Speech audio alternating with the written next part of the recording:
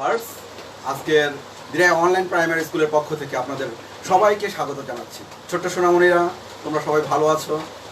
তোমরা আমাদের এই নিয়মিত আয়োজনে দিরাই অনলাইন প্রাইমারি স্কুলের পক্ষ থেকে যে নিয়মিত লাইভ সেশনগুলো হয় সেগুলো তোমরা দেখো, সেটা আমরা আশা করি।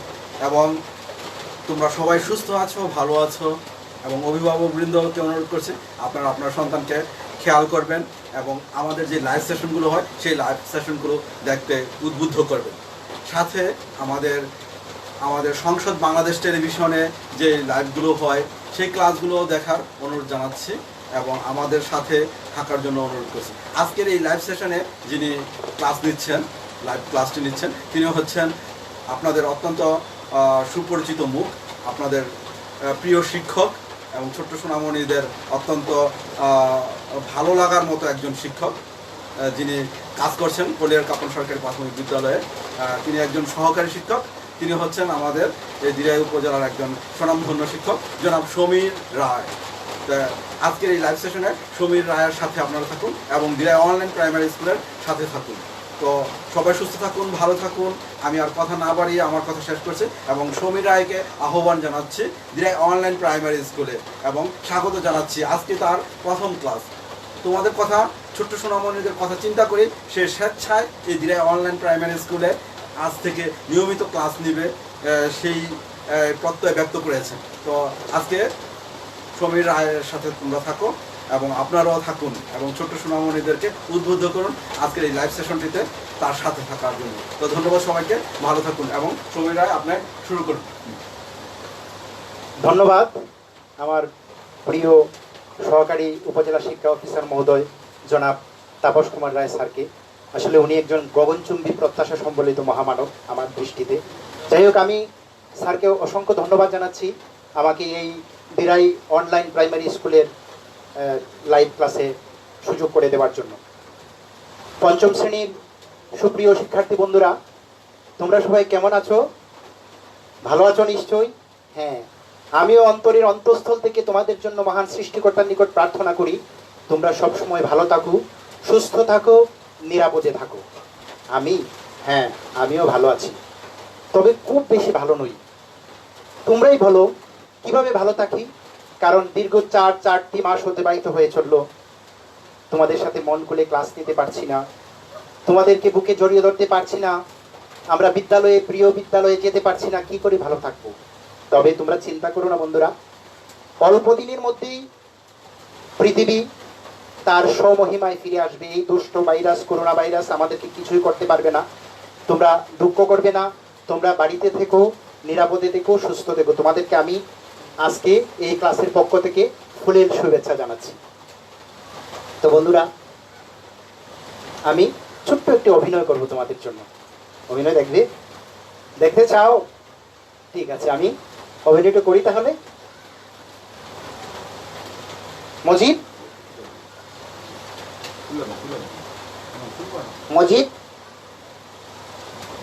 পাপিয়া, আমি তোমাদেরকে আগেই বলেছি যে তোমরা এভাবে হবে না। আমাদের কি করতে হবে? আমাদেরকে দাবি আদায়ের জন্য রাজপথে সংগ্রাম করতে হবে, মিছিল করতে হবে। চলো আমরা সবাই রাজপথে মিছিল করি। আমাদের দাবি মানতে হবে। আমাদের দাবি মানতে হবে। শিক্ষার অধিকার দিতে হবে। শিক্ষার অধিকার দিতে হবে।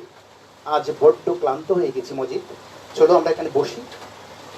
এই মজিদ, তুমি কি দেখেছো এই যে জাতীয় পত্রিকায় খবর এসেছে যে আমাদের দাবি সরকার মেনে নিয়েছে? দেখেছো? আমি বলি নাই যে দাবি আদায়ের জন্য রাজপথে মিছিল করতে হয়। ধন্যবাদ সবাইকে। তো ছোট্ট সোনামণি বন্ধুরা, তোমাদের কেমন লাগলো আমার এই অভিনয়টি? হ্যাঁ, এই অভিনয়তে আমরা কি বুঝতে পারলাম? আমরা বুঝতে পারলাম যে দাবি আদায়ের জন্য মিছিল করতে হয়, রাজপথে সংগ্রাম করতে হয়। আমরা মানুষ হিসেবে আমাদের বেঁচে থাকার যে অধিকারগুলো আছে, সুস্থ সুন্দরভাবে বেঁচে থাকার যে অধিকারগুলো আছে, সেগুলো দাবি আদায়ের মাধ্যমে আদায় করে নিতে হয়। তো সুপ্রিয় পঞ্চম শ্রেণীর শিক্ষার্থী বন্ধুরা, তোমাদের সেই পাঠ্য বইয়ে পঞ্চম শ্রেণীর বাংলাদেশ ও বিশ্ব পরিচয়ে পাঠ্য বইয়ে এ ধরনের কোনো পাঠ আছে কি? হ্যাঁ, রাইট আছে। কি সেটা? সেটা হচ্ছে সপ্তম অধ্যায় মানবাধিকার। আমরা আজ মানবাধিকার নিয়ে আজকে পার্ট 1 সকলের অধিকার, সেই অধিকার নিয়ে আমরা আলোচনা করব। তো ধন্যবাদ বন্ধুরা, তোমরা সবাই চটপট তৈরি হয়ে যাও। গুরুত্বপূর্ণ একটি ক্লাস, সপ্তম অধ্যায় মানবাধিকার। এই ক্লাসটির জন্য তোমরা খাতা কলম নিয়ে, তোমরা পাঠ্য বই নিয়ে তোমরা মোবাইল সেটের সামনে, এবং সবাই তোমরা সপ্তম অধ্যায় পৃষ্ঠা নং 56 তোমরা সবাই খোলো। এই যে সপ্তম অধ্যায় মানবাধিকার, এবং আমাদের আজকের পাঠ হচ্ছে সকলের অধিকার। তো আমি এই পাঠের সম্পূর্ণ অংশটুকু আমি তোমাদেরকে পড়ে শোনাবো। তোমরা আমার সাথে সেই বিষয়গুলো হৃদয়ঙ্গম করতে চেষ্টা করবে। তোমরা প্রতিটি লাইনে আঙ্গুল দিয়ে দিয়ে আমাকে তোমরা অনুসরণ করবে।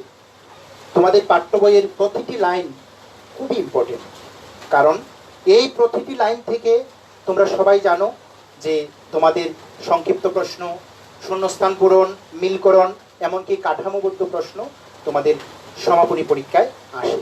তো বন্ধুরা, সময় কিন্তু দ্রুত চলে যাচ্ছে। এই করোনা ভাইরাসের কারণে তোমরা ঘরে বন্দি আছো, কিন্তু সময় কিন্তু অপেক্ষা করছে না। যথাসময়ে তোমাদের সেই সমাপনী পরীক্ষা অনুষ্ঠিত হবে, তাই তোমাদেরকে পূর্ণ প্রস্তুত থাকতে হবে। তাই আমি বলছি, তোমরা ঘরে আছো, নিরাপদে আছো, ঘরে থেকে প্রতিটি ক্লাস তোমরা উপভোগ করো, এবং স্যারদেরকে অনুসরণ করলে তোমরা তোমাদের কাঙ্ক্ষিত লক্ষ্যে পৌঁছতে পারবে। যাই হোক, আমি তোমাদের উদ্দেশ্যে পড়ছি। তোমরা আঙ্গুল দিয়ে প্রতিটি লাইনের মধ্যে তোমরা এইভাবে আঙ্গুল দিয়ে তোমরা আমাকে অনুসরণ করবে। জাতিসংঘ 1948 সালের 10ই ডিসেম্বর মানুষের অধিকারকে স্বীকৃতি দিয়ে অনুমোদন করেছে মানবাধিকার সার্বজনীন ঘোষণাপত্র। এই ঘোষণাপত্র অনুযায়ী জাতি, ধর্ম, বর্ণ, বয়স, নারী, পুরুষ, আর্থিক অবস্থা ভেদে বিশ্বের সকল দেশের সকল মানুষের এই অধিকারগুলো আছে। সকল সুযোগ সুবিধা পাওয়ার অধিকারগুলো হচ্ছে মানবাধিকার। নিচের ছক থেকে কয়েকটি মৌলিক মানবাধিকার জেনে নেই। মানুষ জন্মগতভাবে স্বাধীন। প্রত্যেকটি লাইন কিন্তু খুবই ইম্পর্টেন্ট। এই যে মানুষ জন্মগতভাবে স্বাধীন, এখান থেকে তোমাদের কি আসতে পারে? শূন্যস্থান পূরণ আসতে পারে। যেমন মানুষ জন্মগতভাবে ড্যাশ, মানুষ জন্মগতভাবে স্বাধীন। তাই বলছি বন্ধুরা, তোমরা প্রতিটি লাইন তোমরা হৃদয়ঙ্গম করতে চেষ্টা করবে, মনোযোগ সহকারে তোমরা প্রতিটি লাইন অনুসরণ করবে, এবং এখানেই এই ক্লাস থেকেই তোমরা সংক্ষিপ্ত প্রশ্ন, শূন্যস্থান পূরণ, মিলকরণ এগুলোর সমাধান করে নিয়ে যাবে।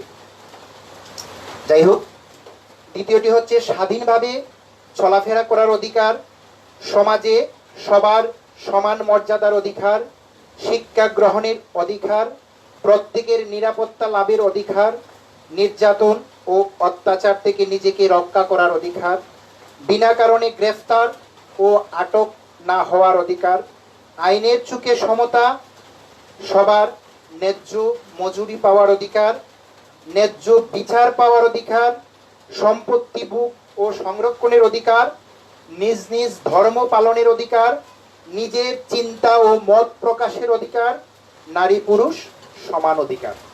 এগুলো হচ্ছে কি কয়েকটি মৌলিক মানবাধিকার। তো এখান থেকে তোমাদের সংক্ষিপ্ত প্রশ্ন আসতে পারে, শূন্যস্থান পূরণ আসতে পারে, মিলকরণ আসতে পারে। তো যাই হোক, আমি পরবর্তীতে সেগুলোতে যাব। পরে আমরা দেখতে পাচ্ছি যে আমরা সবার মানবাধিকার রক্ষায় কাজ করব, এবং এ বিষয়ে সকলকে সচেতন করব। কেউ কোনো মানবাধিকার বিরোধী কাজ করলে প্রয়োজনে প্রতিবাদ করব। দ্বিতীয় 57 পৃষ্ঠাতে তোমরা চলে যাও। এসো বলি, এসো বলি দেখো আছে, সেখানে অধিকার আদায়ের বিষয়ে নিচের প্রশ্নগুলোর উত্তর শিক্ষকের সহায়তায় আলোচনা করো। আমরা দেখে নেব সরকার কি করতে পারে। এ ব্যাপারে সরকার কি করতে পারে? সরকার কি করতে পারে?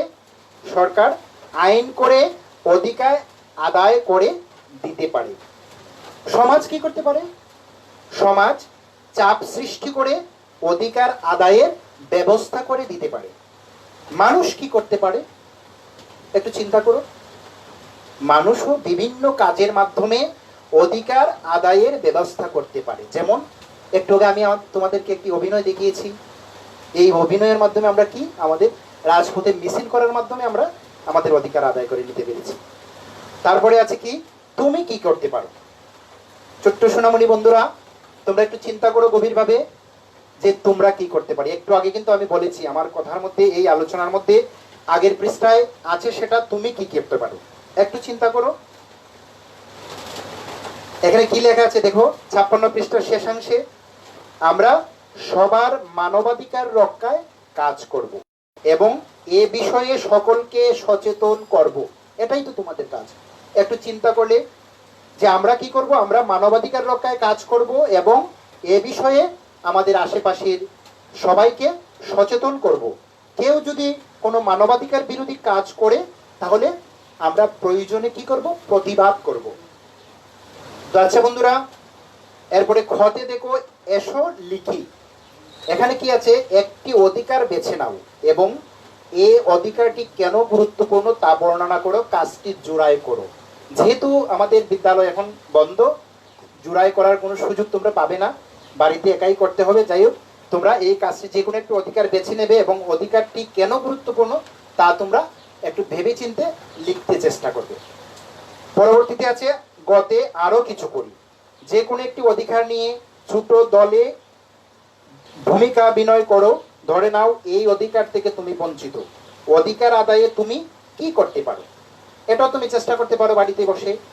এই যে সম্পূর্ণ অধ্যায়টি আমি তোমাদেরকে সুন্দরভাবে পড়ে শোনালাম, তোমরা আবার পড়বে, হৃদয়ঙ্গম করবে। তারপর তোমরা যে কোনো একটি অধিকার তোমরা নিয়ে তুমি নিজে নিজে কি করতে পারো, একটু অভিনয়ের মাধ্যমে সেই বিষয়টাকে তোমার কাছে আরো স্পষ্ট করে দিতে পারো। এই অধিকার থেকে তুমি ধরে নাও তুমি এই অধিকার থেকে বঞ্চিত। পরবর্তীতে দেখো, ঘতে যাচাই করি অংশে আছে, সঠিক উত্তরের পাশে টিক চিহ্ন দাও। যদিও আমাদের এখন টিক চিহ্ন নেই, তারপরেও স্বাধীনভাবে চলাফেরা করার অধিকার, এই প্রশ্নটি কিন্তু একটু গুরুত্বপূর্ণ প্রশ্ন, এটা তোমাদের পরীক্ষায় আসতে পারে। স্বাধীনভাবে চলাফেরার অধিকার কোনটি? কি হতে পারে বন্ধুরা? 4টি অপশন আছে, এখানে দেওয়া আছে উত্তর। মানব পাচার, রফতানি, যে কোনো স্থানে যেতে পারা, ঘ হচ্ছে আমদানি। তাহলে এটা যদি ছোট প্রশ্ন আসে, স্বাধীনভাবে চলাফেরার অধিকার কোনটি, কি হবে উত্তর? স্বাধীনভাবে চলাফেরার অধিকার হচ্ছে যে কোনো স্থানে যেতে পারা। তো আমরা এই অধ্যায়টি সুন্দরভাবে পড়লাম। এখানে দেখো, প্রথমে জাতিসংঘ 1948 সালের 10ই ডিসেম্বর মানুষের অধিকারকে স্বীকৃতি দিয়ে অনুমোদন করেছে মানবাধিকার সার্বজনীন ঘোষণাপত্র। কোন সংস্থা? জাতিসংঘ। কবে? 1948 সালের 10ই ডিসেম্বর। এইভাবে তোমরা যদি প্রতিটি লাইন যদি তোমরা আয়ত্তে আনতে পারো তাহলে তোমাদের সমাপনী পরীক্ষা অনেক সহজ হয়ে যাবে, কোনো সমস্যাই থাকবে না। তো যাই হোক, আমি তোমাদের জন্য কতগুলো এই অধ্যায় থেকে কতগুলো শূন্যস্থান পূরণ নিয়ে এসেছি, আমি এখন তোমাদের সাথে এগুলো শেয়ার করব। তো ছোট্ট সোনামণি বন্ধুরা, তোমরা মনোযোগ সহকারে সেগুলো দেখবে এবং সেগুলো আমরা এতক্ষণ এগুলোর উপরই আলোচনা করেছি, তোমরা সেগুলোকে কি করবে, খুঁজে বের করতে চেষ্টা করবে।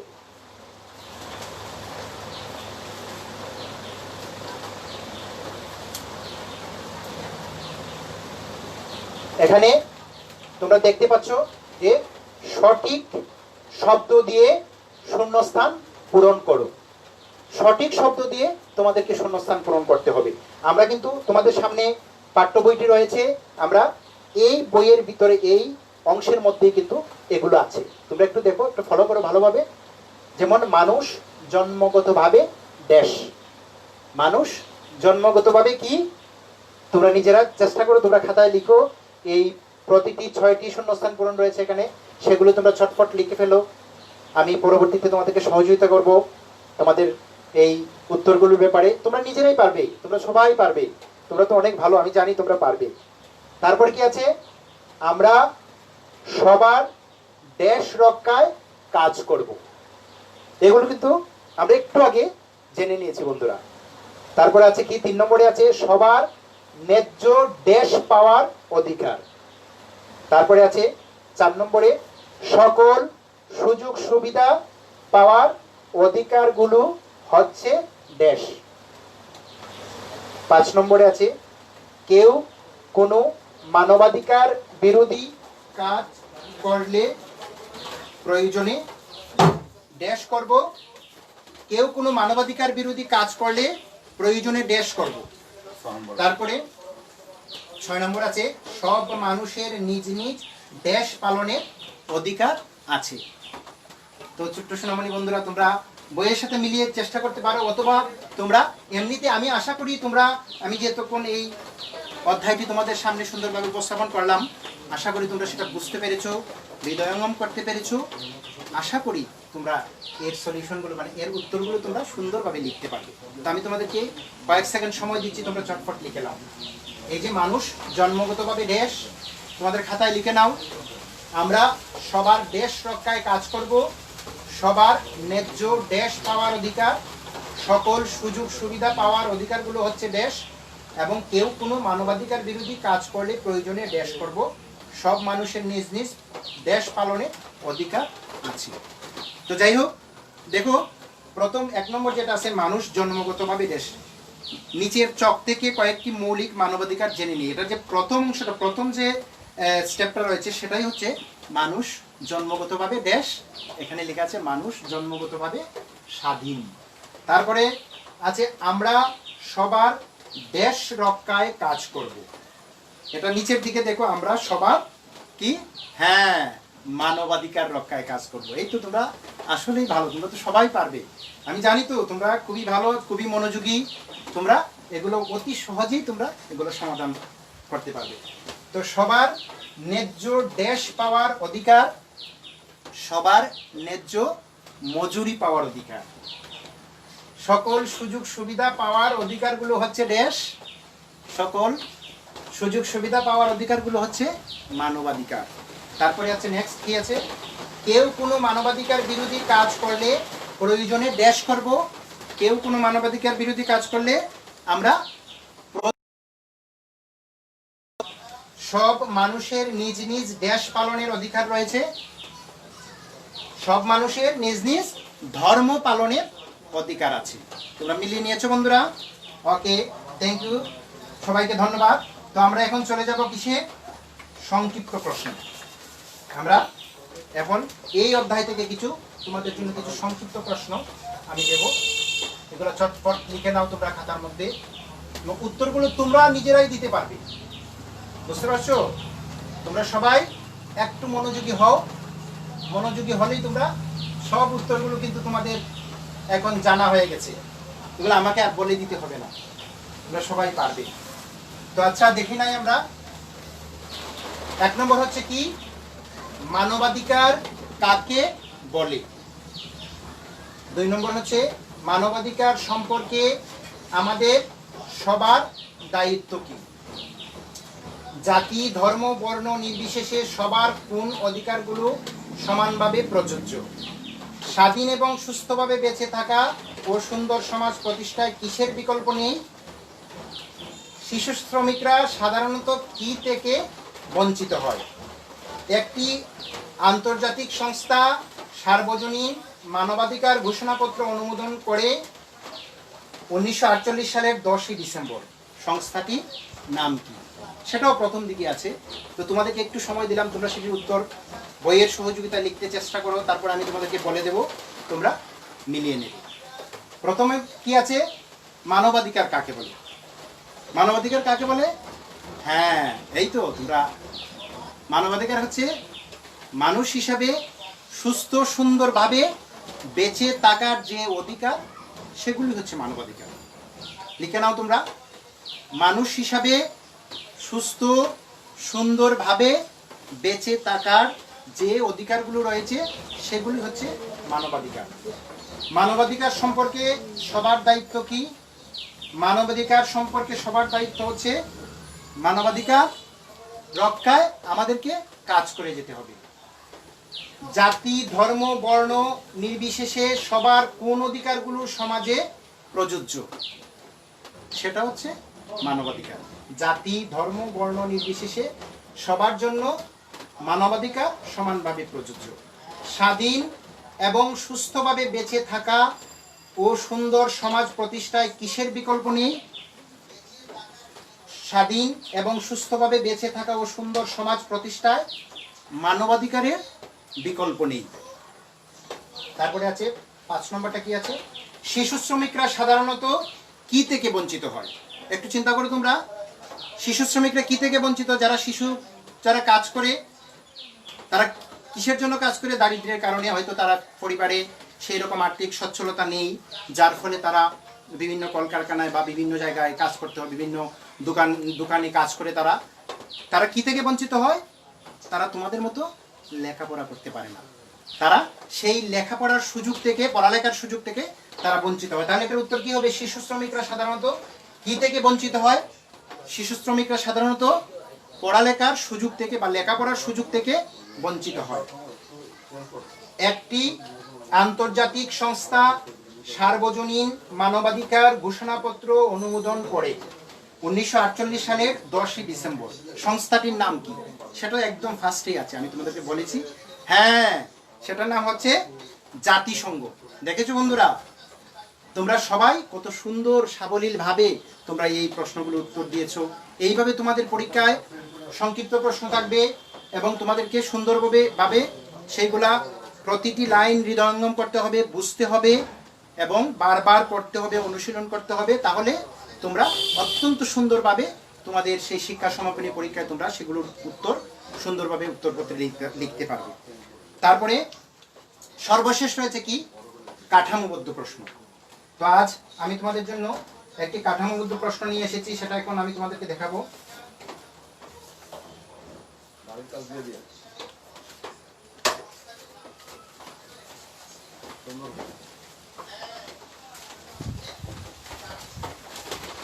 এটা কি তোমাদের সবার লেখা শেষ হয়েছে বন্ধুরা?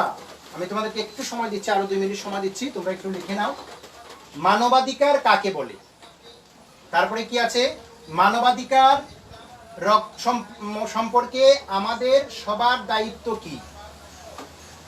জাতি, ধর্ম, বর্ণ নির্বিশেষে সবার কোন অধিকারগুলো সমানভাবে প্রযোজ্য? স্বাধীন এবং সুস্থভাবে বেঁচে থাকা ও সুন্দর সমাজ প্রতিষ্ঠায় কিসের বিকল্প নেই? হ্যাঁ, মানবাধিকার। শিশু শ্রমিকরা সাধারণত কি থেকে বঞ্চিত হয়? তারপর আছে একটি আন্তর্জাতিক সংস্থা সার্বজনীন মানবাধিকার ঘোষণাপত্র অনুমোদন করে 1948 সালের 10ই ডিসেম্বর। সংস্থাটির নাম কি? লিখে ফেলছো তোমরা? হ্যাঁ, আমি জানি তোমরা চটজলদি লিখে ফেলেছো। তো এইভাবে বইয়ের মধ্যে তোমরা যদি এই পাঠটি যদি ভালোভাবে অনুসরণ করো, ভালোভাবে আয়ত্ত করো, তাহলে এখান থেকে অনেক প্রশ্ন, আমি তো মাত্র 6টি সংক্ষিপ্ত প্রশ্ন দিলাম এবং 5টি শূন্যস্থান পূরণ দিলাম তোমাদেরকে। এখান থেকে কিন্তু অনেক শূন্যস্থান পূরণ হতে পারে। যেমন আমি আরো কিছু বলছি তোমাদেরকে। যেমন দেখো, এই যে নিচের চক থেকে কয়েকটি মৌলিক মানবাধিকার জেনে নিই। এর দেখো 1 2 3 4 5 6 7 নম্বর পয়েন্টটা দেখো তোমরা। বিনা কারণে গ্রেফতার ও দেশ না হওয়ার অধিকার। বিনা কারণে গ্রেফতার ও আটক না হওয়ার অধিকার। এখানে প্রতিটি লাইন কিন্তু আমি তোমাদেরকে আগেই বলেছি যে এখানের প্রতিটি লাইন খুবই ইম্পর্টেন্ট, যেগুলো পরীক্ষায় তোমাদের সংক্ষিপ্ত প্রশ্ন অথবা শূন্যস্থান পূরণ অথবা মিলকরণে আসতে পারে। তাই এই বইয়ের প্রতিটি অধ্যায়ের প্রতিটি লাইন তোমাদেরকে মুখস্থ করে ফেলতে হবে এবং বারবার অনুশীলন করতে হবে, রুটিন করে বারবার অনুশীলন করতে হবে। তাহলে সেটা তোমাদের ব্রেইনে একদম ঢুকে যাবে, তোমরা এগুলো আর কখনো ভুলবে না। আশা করি আমি এতক্ষণ তোমাদের সংক্ষিপ্ত প্রশ্ন এবং শূন্যস্থান পূরণের উপর যে আলোচনা করলাম সেগুলো তোমরা সুন্দরভাবে হৃদয়ঙ্গম করতে পেরেছো। এরপরও যদি কোনো সমস্যা থাকে তাহলে আমরা পরবর্তীতে যখন আবার সেগুলা আলোচনা করব তখন তোমরা সেগুলা থেকে জেনে নিতে পারবে। এবং তোমরা বাড়িতে ভালোভাবে যদি বারবার পড়াশোনা করো, বারবার তোমরা অনুশীলন করো, সেখানেও তোমরা সেগুলো আয়ত্তে করতে পারবে। তো যাই হোক, এইবার তোমাদেরকে আমি একটি কাঠামোবদ্ধ প্রশ্ন বাড়ির কাজের জন্য দেব। এটা হচ্ছে বাড়ির কাজ তোমাদের।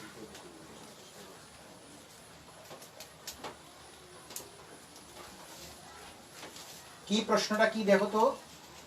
হ্যাঁ,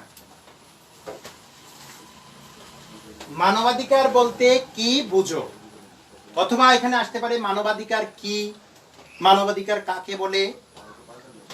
তাহলে তোমরা তো সেটা ইতিমধ্যে আয়ত্ত করে ফেলেছো, তাই না? হ্যাঁ, তোমরা আয়ত্ত করে ফেলেছো। মানুষ হিসাবে সুস্থ সুন্দরভাবে বেঁচে থাকার অধিকার হচ্ছে মানবাধিকার। 4টি মৌলিক মানবাধিকারের নাম লিখো। এটা কি আমাকে বলে দিতে হবে? এটা হচ্ছে তোমাদের বাড়ির কাজ।